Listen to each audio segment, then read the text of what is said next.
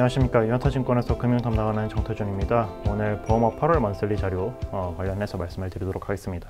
2분기 실적에 관련해서 리뷰를 했고요. 이제 차례대로 말씀을 드리면 일단 생명보험 같은 경우에는 보시는 것처럼 1분기 대비해서는 이익이 크게 줄었습니다. 근데 이제 이걸 상세하게 보면 삼성생명이 그 특별배당이 소멸을 하면서 좀 줄어든 게 크고요. 그 다음에 삼성생명을 좀 더 특정해서 말씀을 드리면 저기 왼쪽에 표에서 보시면 그 영업의 손익이 88.5% 감소한 걸로 나오는데 그 즉시연금 관련돼서 1심 패소해서 비용이 2,780억 원 반영이 됐습니다. 그게 반영이 돼서 그렇고요.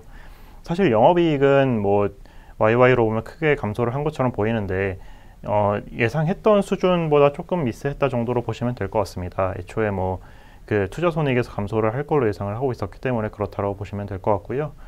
그 다음에 신계약 증가에 따라서 이게 좀 갈렸다라고 평가를 하고 있는데 그 IFRS 17 도입을 앞두고 지금 신계약을 어떻게 할 거냐가 좀 회사별로 관건입니다. 17이 들어오고 나면 신계약 가치가 늘어날수록 좋다라고 이해를 하시면 될 것 같은데 지금 현행 회계제도 상에서는 신계약 가치가 좋은 상품보다 초회 보험, 그러니까 1년차 때 보험료가 많이 들어오는 상품이 사실 단기 이익에 좀 더 기여를 하는 그런 구조이거든요. 근데 이제 17이 들어오면 보험료 수익이 그 매출로 잡히는 게 아니라 보험료의 현재 가치가 이제 매출로 잡히는 구조가 되다 보니까 그래서 신계약 가치가 좋은 상품을 이제 파는 게 중요한데 그렇다 보니까 한화나 동양 같은 경우에는 신계약 자체는 많이 줄이면서 믹스 개선을 통해서 신계약 마진을 끌어올리려는 그런 전략을 피고 있고 삼성생명 같은 경우에는 일단 외형을 많이 확장을 해놓자라는 전략을 쓰고 있습니다.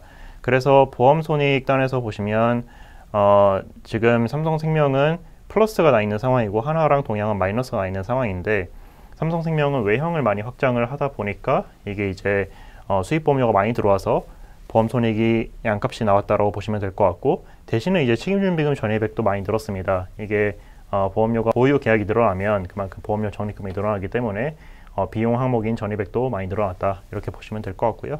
그래서 이건 이제 테크니컬한 얘기이기 때문에 한 개 분기의 이익을 놓고 회사가 그래서 좋아졌냐 안 좋아졌냐 이걸 평가하기 좀 애매하긴 한데 요는 이제 신계약 가치가 얼마나 늘어났냐라고 보시면 될 것 같고요. 지금 보시면 삼성생명하고 미래에셋생명은 그 아까 말씀드렸던 것처럼 성장의 방점을 찍고 있고 미래에셋생명 같은 경우에는 변액 개정을 통해서 신계약 가치를 올리려고 하고 있고 결국에는 이제 P와 Q의 문제인데 Q를 늘려서 신계약 가치를 높이든지 P를 개선시켜서 신계약 가치를 높이든지 이 둘 중에 하나고 이게 결국에는 지금 모든 회사들이 다른 전략을 취하고는 있지만 모두가 한 방향으로 신계약 가치를 늘리는 방향으로 가고 있다 정도로 이해하시면 될 것 같습니다. 생보에서 설명이 좀 길긴 했는데 이제 사실 잘 나온 건 손보입니다. 손보가 일반 보험, 자동차 보험 손해율 되게 잘 나왔고요. 기대 이상으로 잘 나왔고 그 다음에 이제 회사별로 사업 비율이 좀 차이가 납니다. 보시면 전년 동기 대비해서는 사업 비율이 다 개선이 되는 양상인데 그 중에 DB 손보가 좀 크게 개선이 된 것을 보실 수가 있고요. 그래서 DB 손보가 이 4개 회사 중에서는 가장 좋은 실적을 냈다 이렇게 평가를 하고 있습니다. 그 다음에 아까 생보에서도 IFRS 17을 말씀을 드렸었는데 여기도 마찬가지입니다. 17 들어오는 건 똑같고 그렇다 보니까 여기는 이제 사실 다 보장성 상품을 팔고 있고 신계약 마진 자체는 높은 상황이기 때문에 생명보험은 저축성이 많아서 신계약 마진이 낮거든요. 근데 이제 손보는 보장성 위주로 되어 있고 그래서 마진이 높다 보니까 사실 Q그로스가 되게 중요합니다. 그래서 외형을 확장을 하기 위해서는 사업비 경쟁을 해야 되는데 이제 그게 하반기에서 내년에 본격화 될 거다라고 보고 있고 사업비 경쟁을 할 때 가장 유리한 회사는 사업비 레벨 자체가 낮은 회사라고 보고 있습니다. 그래서 DB가 보시면 사업 비율이 제일 낮은 수준에 있기 때문에 향후에 그 경쟁이 붙었을 때 좀 더 유리할 수 있다 이렇게 보고 있습니다. 그 다음에 이제 기존에 한화손보 되게 좋다라고 말씀을 드렸었는데 그건 이제 손해율이 개선되는 속도가 빠르다 보니까 그런 면에 있어서 좀 더 사업비가 다 같이 올라갈 때 손해율 개선을 좀 더 길게 누릴 수 있어서 이제 증이익을 할 수 있다 이런 관점에서 말씀을 드렸던 거고요. 아까 말씀드렸던 사업비의 관점에서는 DB가 좀 더 유리하다 이렇게 정리하시면 될 것 같습니다. 그 다음에 마지막으로 재보험을 말씀을 드리면 코리안리는 여전히 그 보험업종 내에서는 탑픽입니다. 그 사업 비율 상승 얘기를 말씀을 드렸었는데 사실 여기는 B2B 비즈니스다 보니까 사업비 경쟁에서 아예 빠져 있고요. 그래서 2019년 때 메리츠와 제발 B2C 경쟁이 붙었을 때도 사실 얘네는 계속 사업 비율이 좋아졌습니다. 그래서 코리안이는 일단 그런 면에서 유리하다. 그 다음에 보험료가 계속 매 분기에 20%씩 오르고 있다 보니까 그런 면에 있어서 뭔가 이 B2C 산업, 그러니까 원수 보험사들, 손보, 생보는 이 보험료를 올리기가 사실 좀 눈치가 보이는 게 있는데 아무래도 개인 고객을 대상으로 하는 거다 보니까요. 근데 이제 코리안이는 기업을 대상으로 하는 거다 보니까 실적 깨지면 바로 그냥 보험료 올립니다.